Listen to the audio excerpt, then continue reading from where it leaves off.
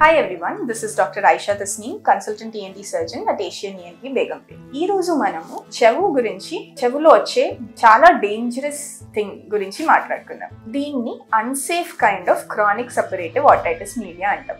ఈ టర్మ్ విని మీరందరూ భయపడిపోయి ఉంటారు. కానీ one thing we have to take care is, చాలా మందికి మనకు చెవిలో హోల్ పడిందండి, చెవి నుంచి చీమ్ కారుతుంది అండి అని చెప్తూ ఉంటారు.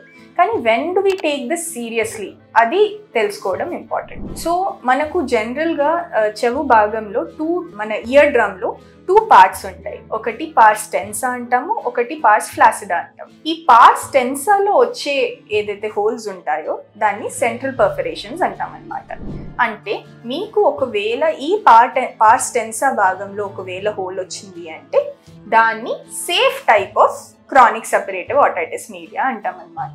సో ఇది సేఫ్ ఎందుకు అంటున్నాము అంటే దీనివల్ల వేరే కాంప్లికేషన్స్ రావడం చాలా రేర్ అన్నమాట. అందుకే మనం సేఫ్ అంటున్నాం దీన్ని. అదే మనకు చెవు పైన భాగం అంటే మనకు ఇయర్ డ్రమ్ ఏదైతే ఉంటుందో దాని పైన భాగంని పార్స్ ఫ్లాసిడా అంటాం అన్నమాట.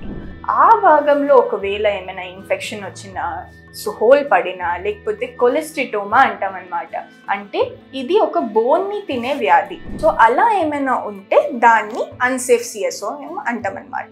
అన్సేఫ్ ఎందుకు అంటే ఈ కొలెస్ట్రిటోమా ఏదైతే మనకు చెవిలో ఉంటుందో అది it has a property to spread and also damage the bone surrounding it. So మనకు చెవు వెనకాల భాగంలో మాస్టాయిడ్ బోన్ అని చెప్పి ఉంటుందన్నమాట. ఈ కొలెస్ట్రిటోమా అనేది దీని డిస్ట్రక్టివ్ ప్రాపర్టీస్ వల్ల ఆ మాస్టాయిడ్ బోన్ వరకు కూడా ఎక్స్టెన్షన్ ఉండొచ్చు.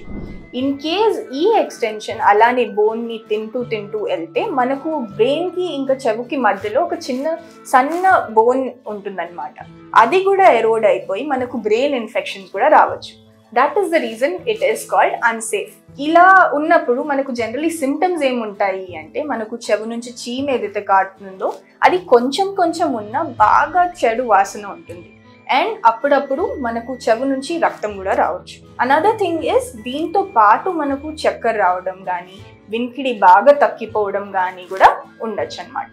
సో ఫ్రెండ్స్, మీ చుట్టుపక్కల వాళ్ళకైనా మీకైనా ఇలాంటి సిమ్టమ్స్ ఏమైనా ఉంటే what you have to do is you have to come to the hospital, immediately ENT consultation తీసుకొని మనకు ఎగ్జామినేషన్ చేసుకొని ఎండోస్కోపీ కానీ, సిటీ స్కాన్ కానీ, చెవు పరీక్షలు కానీ చేయించి ఈ వ్యాధి గురించి తెలుసుకొని దాని ప్రకారంగా మనం సర్జరీకి వెళ్ళాల్సి వస్తుంది అనమాట. ఎందుకంటే సర్జరీ చేసి ఈ కొలెస్ట్రిటోమాని తీయడం చాలా ఇంపార్టెంట్ అయిపోతుంది. ఎందుకు?